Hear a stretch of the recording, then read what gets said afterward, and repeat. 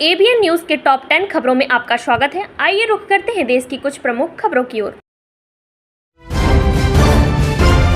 AIMIM के अध्यक्ष और हैदराबाद से सांसद असदुद्दीन ओवैसी ने एक नए विवाद को खड़ा कर दिया है। आज जब वो शपथ लेने के लिए लोकसभा पहुंचे तो उन्होंने शपथ लेने के बाद जय फिलिस्तीन का नारा लगा दिया, जिसके बाद इस पर बवाल हो रहा है। हालांकि प्रोटेम स्पीकर ने इस शब्द को संसद की कार्रवाई से हटा दिया है। मुख्यमंत्री अरविंद केजरीवाल को दिल्ली हाई कोर्ट से मंगलवार को राहत नहीं मिली है। कोर्ट ने निचली अदालत के दिल्ली सीएम को जमानत देने के फैसले पर रोक लगा दी है। दिल्ली हाई कोर्ट के ईडी की उस याचिका को स्वीकार कर लिया गया है जिसमें आबकारी नीति घोटाले से जुड़े मनी लॉन्ड्रिंग मामले में अरविंद केजरीवाल को निचली अदालत के जमानत आदेश पर रोक लगाने की मांग की गई थी। लोकसभा स्पीकर पद पर केंद्र सरकार और विपक्ष के बीच आम सहमति नहीं बन सकी है। देश में पहली बार स्पीकर पद के लिए चुनाव होने जा रहे हैं। 26 जून को सुबह 11 बजे स्पीकर के लिए वोटिंग होगी। एनडीए ने ओम बिरला को ही दोबारा अपना उम्मीदवार बनाया है, तो वहीं विपक्षी दलों ने के सुरेश के नाम पर सहमति जताई है। के सुरेश ने नामांकन भी भर दिया है। ओडिशा के मुख्यमंत्री मोहन चरण मांझी ने प्रदेश की सत्ता में रही नवीन पटनायक की सरकार पर बड़ा आरोप लगाया है। उन्होंने एक जनसभा को संबोधित करते हुए कहा कि बम फेंककर मेरी हत्या करने की कोशिश की गई थी। मांझी ने खुद को जनता का मुख्यमंत्री बताते हुए सभी के लिए काम करने की बात भी दोहराई। महाराष्ट्र में विधानसभा चुनाव से पहले सियासी गहमागहमी तेज हो गई है। शरद पवार के नेतृत्व वाली एनसीपी ने चुनाव आयोग से कुछ सिंबल को वापस लेने या बाहर करने का आग्रह किया है। शरद पवार की पार्टी का दावा है कि कुछ सिंबल्स भ्रामक रूप से उसे ऑफिशियली तौर पर आवंटित तुरहा सिंबल के समान है।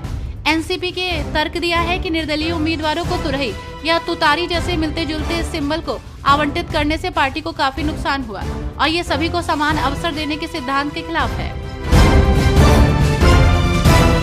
राष्ट्रीय जनतांत्रिक गठबंधन में भले ही भारतीय जनता पार्टी के पास सबसे ज्यादा विधायक हों, लेकिन विधानसभा चुनाव वो मुख्यमंत्री नीतीश कुमार के नेतृत्व में ही लड़ेगी।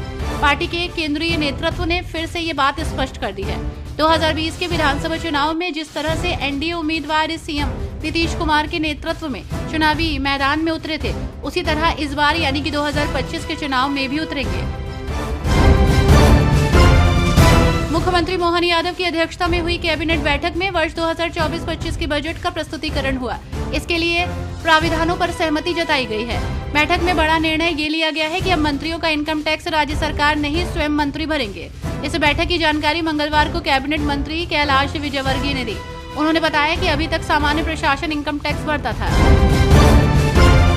महाराष्ट्र विधान परिषद की 11 सीटों पर चुनाव घोषित कर दिए गए हैं। आज से नामांकन भरे जाएंगे और 12 जुलाई को सुबह 9 बजे से शाम 4 बजे तक मतदान होगा। उसी शाम चुनाव नतीजे भी घोषित किए जाएंगे। इस चुनाव में महाराष्ट्र विधानसभा के विधायक मतदान कर विधान परिषद में अपना प्रतिनिधि चुनेंगे।